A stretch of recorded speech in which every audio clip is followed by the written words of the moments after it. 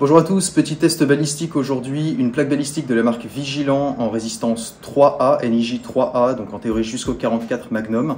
On a deux armes ici pour tester, un Glock 19 en 9 mm et une carabine Hucktech LVR SVX en 44 Magnum. Canon long, c'est très important. Je vais vous montrer les deux munitions qu'on va utiliser, un coup en 9 mm, un coup en 44 et on voit si ça traverse. Glock 19 en 9 mm monté sur une Cross Ronnie de génération 4X.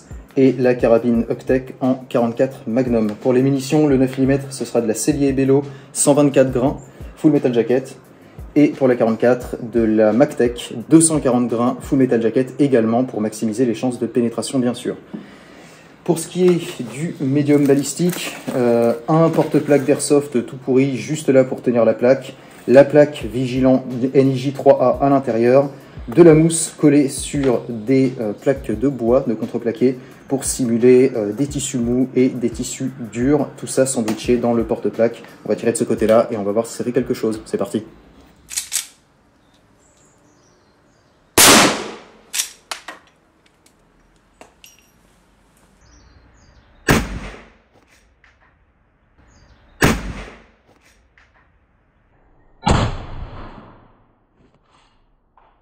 Bel impact.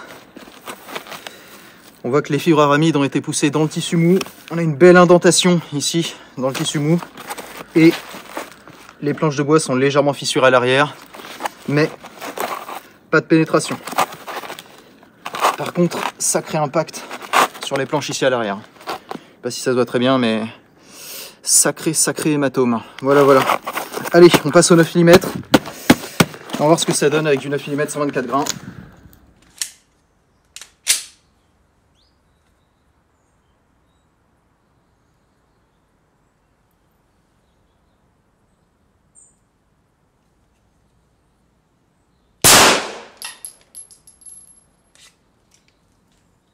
Claire.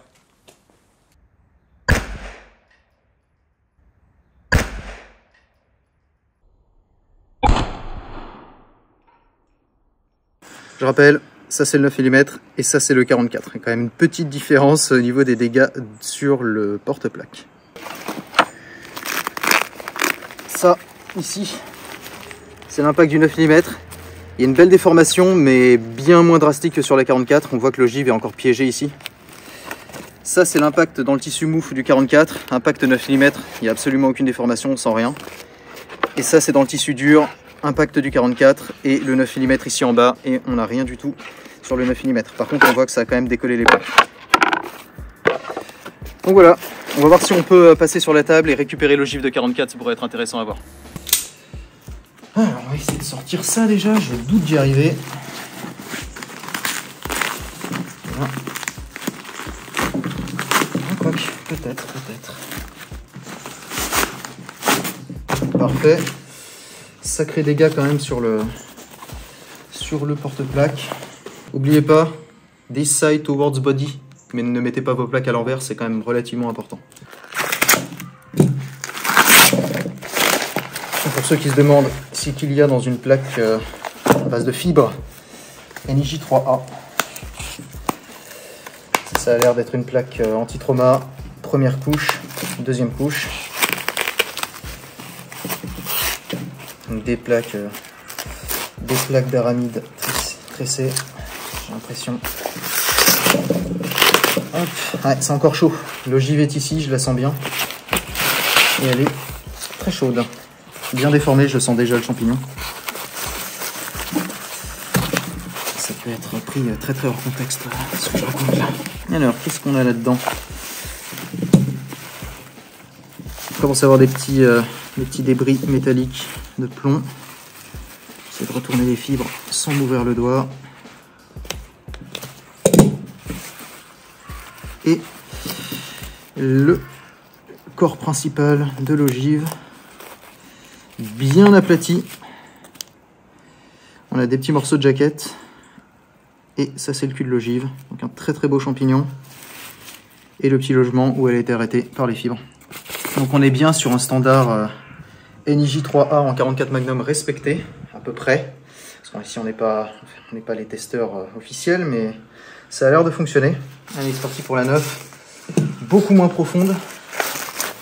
Ouais, elle a pénétré beaucoup moins profondément. Seulement quelques feuilles. Je me demande si elle n'est pas ressortie. Ouais, parce que la 9 a tapé là. Je crois que je la sens, mais...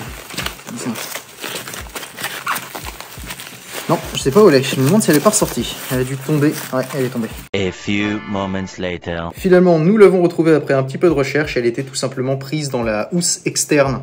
Elle a dû tomber quand on manipulait l'ensemble.